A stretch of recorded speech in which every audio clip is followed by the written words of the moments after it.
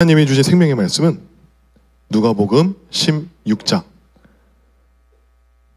누가복음 15장입니다. 15장 32절 말씀입니다. 누가복음 15장 32절 말씀입니다.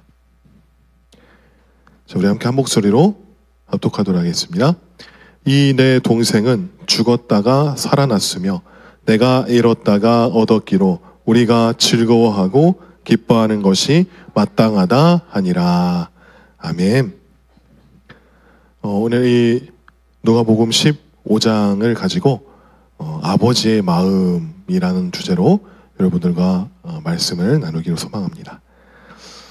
예수님께서는 인간의 몸으로 이 땅 가운데 오셔서 우리를 위해 행하신 일들은 바로 우리를 사랑함으로 인하여서 그 사랑을 우리에게 사랑으로 실천하셨습니다.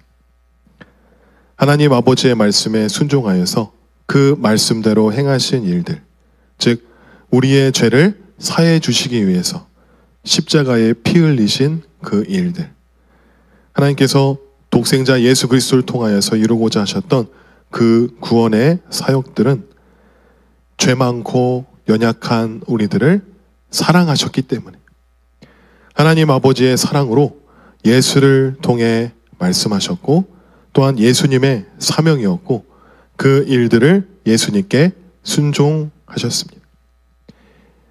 빌립보서 2장 8절 말씀에 사람의 모양으로 나타나사 자기를 낮추시고 죽기까지 복종하셨으니 곧 십자가에서 죽으심이라 라고 했습니다. 예수님은 죽기까지 그 사명을 위하여서 복종하셨습니다. 사실 예수님께서는 이 땅에 오시기 전부터, 육신의 몸으로 태어나기 전부터 예수님의 사명은 정해져 있었습니다. 예수님의 이름의 뜻이 무엇입니까? 예수님의 그 뜻은 마태복음 1장 21절에 나와 있듯이 자기 백성을 그들의 죄에서 구원할 자라는 이름을 가졌던 것입니다. 죄로 인해 영원한 불못에 떨어져서 영원토록 고통받아서 죽어야 할 우리의 모든 사람들의 죄를 구원할 자. 그 죄는 우리의 힘과 노력으로 절대 사해질 수 없는 그 죄를 사해 주시려고 그 구원의 사명을 갖고 이 땅 가운데 오신 것입니다. 이 세상에 아무리 선하고 의로운 사람이라 할지라도 죄인들을 위해서 자신의 몸을 십자가에 매달아 피를 흘리고 고통을 받으며 죽음을 맞이할 자는 없습니다. 아무 대가 없이 말입니다. 설령 있다 하더라도 죄 많은 인간이 어떻게 인간의 죄를 사할 수가 있겠습니까? 하나님께서 말씀하시는 그 죄사함의 조건은 바로 피 흘림이 있어야 하는 것인데, 그 피는 아무 피가 아닌 아무 죄도 아무 흠도 없는 어린 양과도 같은 깨끗한 피가 흘림을 받아야 하는 것입니다. 그 깨끗한 피는 우리 어느 누구도 갖고 있지 않습니다. 오직 하나님의 아들 예수 그리스도밖에 그 예수님의 피만이 깨끗한 피가 되는 것이기 때문에 예수님밖에 할 수 없는 것입니다. 우리들의 죄를 구원할 수 있는 분은 오직 아무 죄 없으신 예수님밖에 없다는 것입니다. 아무 죄가 없으신 오직 예수 그리스도만이, 오직 예수 그리스도의 보혈만이 우리의 죄를 사하실 수가 있는 것입니다. 예수님께서 어떻게 그러한 일을 기꺼이 행하셨던 이유가 무엇이겠습니까? 그것은 바로 사랑입니다. 그 일을 행하시는 예수님께서는 기꺼이 생명을 바칠 수 있는 그 이유는 우리를 전심으로 사랑하시기 때문에, 하나님 아버지께서 독생자 예수 그리스도를 이 땅에 보내신 것도 우리를 사랑하시기 때문에, 이처럼 하나님 아버지가 우리를 바라보고 우리를 생각하시는 그 모든 일들은 사랑이라는 단어로 말할 수가 있습니다. 요한일서 4장 9절에 하나님의 사랑이 우리에게 이렇게 나타난 바 되었으니 하나님이 자기의 독생자를 세상에 보내심은 그로 말미암아 우리를 살리려 하심이라. 자기의 독생자를 세상 가운데 내어주셨다는 것은 그로 말미암아 우리를 살리려 하시는 그 궁극적인 이유는 우리를 사랑하기 때문에, 예수, 그 구원은 바로 하나님의 사랑이 있었기 때문에 우리에게 임할 수 있는 것이고 선물로 받을 수 있는 것입니다. 불쌍해서, 답답해서, 그로 인한 대가를 받으려고 하신 것이 아니라, 혹은 완벽한 인격체여서 어떠한 일에 감동을 받아서 헌신해야겠다는 결단으로 이루어진 것이 절대 아니라는 것입니다. 자신의 형상으로 손수 빚으시고 창조하신 인간을 사랑하는 하나님 아버지의 사랑이 있었기 때문에 우리들은 그 예수 그리스도를 만날 수 있는 것이고 또한 구원을 받을 수 있는 것입니다. 무지한 우리들은 이러한 하나님의 사랑을 알 수가 없습니다. 말씀을 통해서, 복음을 통해서만 우리는 그 사랑을 알 수가 있습니다. 하지만 그리스도인들이 전하는 그 복음을 들어도 그 사랑을 모르는 사람이 있고 그 복음을 평생 듣지도 못한 채 살다가 세상을 떠나는 사람들도 많이 있습니다. 예수 그리스도의 복음이 전해지지 않았던 그 선교사들의 발이 닿지 않았던 우리나라의 옛 시대를 보면 애석하게도 예수를 알 수 없었던, 복음을 들을 수 없었던 그 시대의 사람들은 모두 천국에 갈 수가 없습니다. 얼마나 안타깝습니까? 그 누구도 예수를 알지 못했고 듣지 못했고 유교와 무속신앙에 살았던 우리의 선조들은 구원받을 기회조차 주어지지 못한 채 눈을 감고 말았습니다. 그 복음이 지금의 우리에게는 이렇게 생생히 전해지고 우리가 그 복음을 듣는다는 것이, 믿는다는 것이 얼마나 큰 축복이지 않습니까? 예수님께서는 이 땅에 복음 사역을 하셨을 때 죄 많고 세상에 그 멸시받는 세리와 창기들 그리고 병든 자들에게 직접 친히 찾아가셨습니다. 아무도 그들에게 손길조차 건네지 않았던 그들에게 찾아가셔서 그들을 하나님의 그 아버지의 말씀으로 위로하시고 치유하시고 참된 복음을 전하셨던 그 원동력은 바로 우리를 너무나도 사랑하셨기 때문에.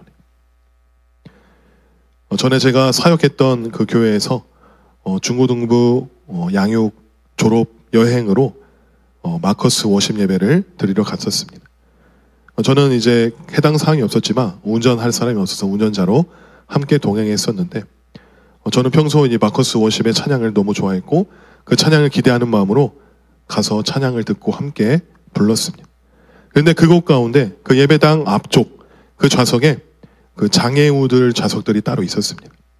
그래서 그 찬양이 시작하기 전에 그 찬양을 듣지 못하는 그들에게 수화로 찬양의 가사를 통역해주는 그 수화 통역사를 보았습니다. 거기서 부르는 모든 찬양과 강사 목사님의 그 설교 전체를 그 수화로 그 농아인들에게 통역해주는 모습은 마치 천사와도 같았습니다. 귀가 안 들린다고 해서 찬양을 들을 수 없고 하나님의 말씀을 들을 수가 없는 것이 아니었습니다. 수화를 통해 찬양의 가사와 그 말씀을 통역해주는 그들이 있으므로 소리를 듣지 못하는 그 농아인들에게 복음이 전해질 수 있던 것입니다. 여러분들 패럴림픽이라고 다 아시고 알고 계십니까? 장애인 올림픽을 이제 패럴림픽이라고 알고 있는데 그 올림픽에서 육상 경기도 당연히 있습니다. 그럼 그 시각 장애인들은 어떻게 달리기를 할 수 있을까요? 그것이 가능한 이유는 그 옆에 가이드 러너가 옆에 함께 있기 때문에 할 수가 있습니다. 이 가이드 러너는 그 시각 장애인의 출발 위치를 잡아주고 출발 자세도 잡아주고 선수와 함께 손을 연결한 후에 소리에 맞춰 함께 출발하게 됩니다. 여기서 가장 중요한 것은 이 가이드 러너가 그 선수보다 더 빨리 뛰어서는 안 되고 늦어서도 안 되고 팔이랑 다리랑 똑같이 올리고 내리고 해야 한 몸으로 달릴 수 있도록 하는 것이 그 가이드 러너의 본분인 것입니다. 우리도 우리의 삶을, 우리의 길을 한 치 앞도 내다볼 수 없는 우리의 눈이 가려진 그런 삶을 살아가는 저희들입니다. 하지만 예수님께서는 우리의 가이드 러너가 되어주셔서 우리를 이끌어 주셔서 바른 길로 인도해 주시고 또한 결승지점, 그 표대를 향하여 달려갈 수 있도록 우리를 이끌어 주시는 분이 우리 예수님이라는 것을 저는 생각해 보았습니다. 수화로 통역하시는 분, 가이드 러너로 함께 달리시는 분들, 이런 분들은 적어도 그들을 사랑하는 마음이 없으면 절대 할 수 없을 거라 생각합니다. 사랑이 없이 그저 돈벌이로 재미로 하는 사람은 절대 없을 것입니다. 이 둘의 공통점은 무엇입니까? 신체적 한계로 인하여서 정상적인 삶을 영위할 수 없는 그들이지만 이들을 위해 사랑의 마음으로 그들을 돕는 사람들이지 않습니까? 당연한 이야기지만 사랑이 없으면 사랑을 줄 수가 없습니다. 이런 우스갯소리가 있죠. 아내가 운전을 배우려면 절대 남편에게 배우지 말라는 소리가 있습니다. 운전을 가르쳐 주다가 부부싸움이 많이 난다는 것이죠. 서로 사랑해서 결혼을 했지만 서로의 다른 모습, 다른 성격으로 인해 많이 부딪히고 다툴 때가 종종 있음을 다들 경험해 보셨을 것입니다. 저 역시도 아직 1년이 안 된 신혼부부이지만 다툴 때가 종종 있습니다. 운전을 할 때에도 저는 진짜 웬만하면 클락션을 잘 안 울리는 성격입니다. 하지만 저의 아내는 이럴 땐 빵빵 해줘야 한다고, 부산에서는 빵빵거리는 게 서로 인사하는 거라고. 그러면서 이제 서로 그런 스타일을 답답해하고 이해 못하여서 사소한 다툼이 있을 때가 있습니다. 이런 걸 보면은 부부는 서로 하나이고 사랑의 대상이기도 하지만 그 전에 고린도전서 13장 4절 말씀처럼 오래 참고 친절하며 시기, 자랑, 교만, 무례하지 않는 모습도 중요한 것 같습니다. 우리 예수님은 사회에서 멸시받고 천대받고 힘들게 살아가는 병든 자들, 약자들에게 그 복음을 전하시고 그들에게 구원의 선물을 주셨습니다. 또한 자신의 목숨을 십자가 위에 기꺼이 내놓으셨습니다. 결국 그 예수님의 그 자신의 피로 우리의 죄값을 사셨습니다. 그러한 일들은 사랑이 없으면 할 수 없는 것입니다. 우리를 사랑하시기 때문에, 우리를 사랑하고자 하며 이 땅 가운데서 예수님은 그러한 일들을 하셨습니다. 이러한 사랑의 예수님께서 우리에게 말씀하셨습니다. 우리 역시도 그 사랑을 지켜 행하라고 말씀하셨습니다. 요한복음 14장 15절 말씀에도 너희가 나를 사랑하면 나의 계명을 지키리라.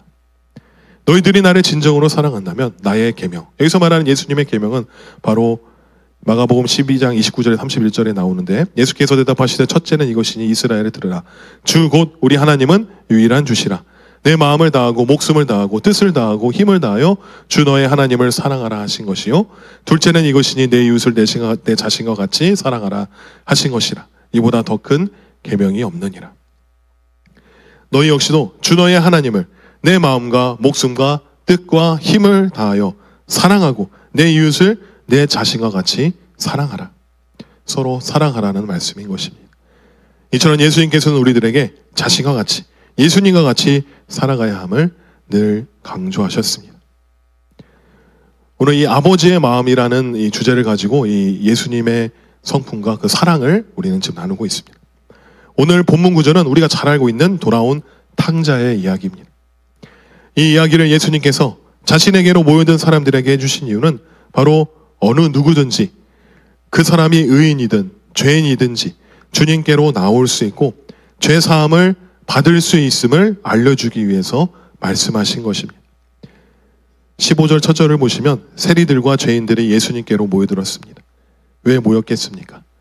아마도 자신과 같이 세상에서 인정받고 보잘것없는 죄인들이기 때문에 사람들에게 멸시를 받지만 예수님이라면 우리에게 생명을 주시는 말씀을 해주실 거라는 그 기대로 찾아온 곳입니다. 예수님은 그들을 아무렇지도 않게 맞아주시고 심지어 같이 식사까지도 하셨습니다. 그러자 아니나 다를까 곁에 있었던 그 바리새파 사람들과 율법학자들이 수군대기 시작됐습니다. 예수라는 사람이 죄인들을 맞이한 것도 모자라서 같이 식사를 하고 있다. 바리새파 사람들과 율법학자들은 왜 예수가 죄인들과 함께 하는지, 또 그들과 시간을 보내는지 이해할 수 없었습니다. 이처럼 예수님은 어린아이든 세리든 창녀든 죄인이든 어느 누구 할 것 없이 예수님께로 나오는 자는 그들을 더 사랑해 주시고 맞이해 주시는 분이십니다. 사람을 구별하여 받으시지 않는다는 것입니다. 그래서 바리새파와 율법학자들에게 예수님께서 비유를 말씀해 주십니다. 그 세 가지의 비유 중 첫 번째로 먼저 이 100마리의 양에 대해서 이야기해 주십니다. 100마리의 양 중에 한 마리가 없어졌다면 99마리의 양은 제쳐두고 그 잃어버린 한 마리의 양을 찾을 때까지 찾아다닐 것이다. 그리고 그 한 마리를 찾게 된다면 기뻐하여서 양을 어깨에 매서 친구와 이웃들을 불러 잃어버린 양을 찾은 기쁨을 함께할 것이다 라고 말씀하신 것입니다. 이 말은 무슨 말이냐? 회개할 것 없는 의인 99명보다 회개하는 죄인 한 명이 더 값지고 더 기쁜 일이라는 것입니다. 좀 더 깊게 묵상해 본다면 회개할 것 없는 그 99명의 입장에서는 99마리의 양의 입장에서는 왠지 모를 섭섭함이 있을 것 같습니다. 주님, 그 잃어버린 그 한 마리를 찾기 위해서 그 99마리를 무방비 상태로 놔두고 찾아간다는 것은 99마리의 입장에서는 섭섭함이 몰려올 것 같습니다. 그러다가 우리가 행방불명되기라도 하면 어떨까? 우리가 위험한 일에 처해진다면 어떨까? 99마리보다 한 마리가 더 소중하다는 것인가? 하지만 우리는 잃어버린 한 마리의 양을 찾아가는 그 주인의 모습을 보면 발견되는 것이 있습니다. 단 한 마리일지라도 그 영혼이 실족하거나 갈 길을 알지 못해 방황하는 영혼이라면 그의 구원을 위해, 그의 생명을 위해 모든 것을 제쳐두고 달려가는 아버지의 모습이라는 것입니다. 그 모습을 보고 깨달은 자라면 아무리 회개할 것 없는 99마리에 속한 자라도 혹시나 내 자신이 그 잃어버린 한 마리의 양의 모습이 되어진다면 아버지는 어김없이 그 잃어버린 영혼을 위해서 모든 것을 제쳐두고서라도 찾으러 다닐 거라는 것을 알 수가 있습니다. 우리는 이 아버지의 마음을 우리는 깨달아야 하는 것입니다. 사실 우리는 의인이 아닙니다. 로마서 3장 10절에도 의인은 없나니 다 죄 아래 있다고 하였습니다. 결국 우리는 예수님이 아니면 모두 죄 가운데 살아가는 잃어버린 한 영혼과 같은 자들이라는 것입니다. 하지만 한 영혼이라도 모든 것을 제쳐두고 찾으러 다니시는 그 예수님으로 말미암아 우리는 구원을 얻었고 예수님 품 안에 살아갈 수 있는 것입니다. 잃어버린 한 마리의 양을 위해 찾아가는 그 주인의 마음이 바로 아버지의 마음인 것입니다. 그리고 다시 두 번째 비유를 또 들어주십니다. 10 드라크마 이야기입니다. 여기서 말하는 드라크마는 은화를 말하는 것인데 한 드라크마의 가치는 한 사람의 하루 품삯입니다. 어떤 한 여자가 10 드라크마 중에 한 드라크마를 잃어버렸습니다. 지금으로 치면 한 드라크마는 하루 품삯이니까 하나에 10만 원이 넘어가겠죠. 10개의 동전 중에 한 개를 집에서 잃어버렸다면, 즉 100만 원 중에 90만 원은 있고 10만 원을 잃어버렸다면 여러분들은 그 10만 원을 포기하시겠습니까? 아니면 그 10만 원을 끝까지 한번 찾아보시겠습니까? 말씀에서도 한 드라크마를 잃어버린 여인이 등불을 들고 집안을 쓸며 동전을 샅샅이 뒤질 거라고 말씀을 하십니다. 그러다 결국 동전을 찾았을 때 그 여인은 친구들과 이웃들을 불러 모아서 함께 기뻐해달라고 했을 거라고 말하고 계십니다. 만약 제가 그와 같은 일이 벌어졌다면 그 10만 원짜리 동전을 친구들을 불러서라도 샅샅이 뒤질 것입니다. 만약 그 10만 원짜리 동전을 찾았다면 친구들과 함께 기뻐할 것이고 함께 도와준 친구들에게 치킨을 쐈을 것입니다. 10만 원이 없어졌다가 다시 생긴 것이니까요. 우리나라도 법으로 잃어버린 그 지갑이나 현찰을 누군가 찾아주면 그들에게 살해금을 얼마 줘야 한다는 그러한 법도 있지 않습니까? 우리의 돈을 잃어버렸다가 찾으면 이처럼 기쁜데 귀한 그 한 영혼을 잃어버린 예수님께서는 그 한 영혼이 다시 돌아오게 된다면 치킨보다 값진 10만 원보다 더 몇십 배, 몇백 배보다 값지게 기뻐하신다는 것입니다. 예수님께서 소중히 여기시는 것은 다른 무엇도 아닌 우리의 영혼인 것입니다. 그러면서 말씀하십니다. 이와 같이 회개하는 죄인 한 사람을 두고 하나님의 천사들이 기뻐할 것이다 라고. 여인이 잃어버린 그 동전을 찾은 것에 대하여 이웃들과 친구들이 함께 기뻐한다는 말은 바로 주를 떠난 죄인이 회개하여 다시 돌아왔을 때 주의 하나님의 천사들이 기뻐한다는 것입니다. 결국 이 회개하는 것이 하나님을 기쁘게 해드리는 것이고 우리가 영생을 얻고 그 기쁨을 얻는 것입니다. 그러면서 예수님께서 이 세 번째로 이 돌아온 탕자 이야기를 해주십니다. 바로 오늘의 말씀입니다. 어떤 사람에게 두 아들이 있었는데 이 둘째가 아버지께 찾아가서 재산의 반절을 자신에게 달라고 요청합니다.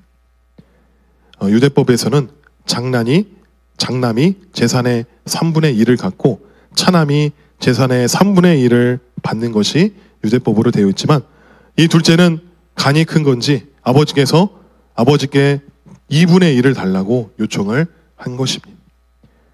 이것을 보더라도 둘째가 심상치 않음을 우리는 알 수가 있습니다. 그래도 아버지는 아무 말도 안 하시고 그의 요청대로 재산의 반절을 둘째에게 주었습니다. 그 재산을 받은 둘째는 어떻게 되었습니까? 며칠 뒤 그 돈을 다 챙기고 탕진을 하러 다른 나라로 떠나가게 됩니다. 아예 작정을 하고 간 것입니다. 그것도 그 받은 재산을 방탕하게 살면서 그 재산을 모두 탕진하게 됩니다. 이 둘째는 아예 재산으로 말미암아서 자신의 육신의 정욕을 풀기 위해 작정을 하고 아버지께 재산의 반절을 요구하였고, 받자마자 며칠 뒤 그 자신의 정욕을 풀기 위해서 바로 시행하려고 집을 떠나가게 된 것입니다. 이처럼 우리의 그 육신의 정욕을, 육신의 욕구를 해소시키기 위한 목적으로 돈을 쫓아가면 정말로 그곳으로 우리를 인도하는 것입니다. 우리가 우리 손으로 죄를 짓겠다는데 사단 마귀가 가만히 있겠습니까? 잃어버린 그 마귀의 자식이 다시 돌아온 것처럼 잔치를 베풀고도 남는 것입니다.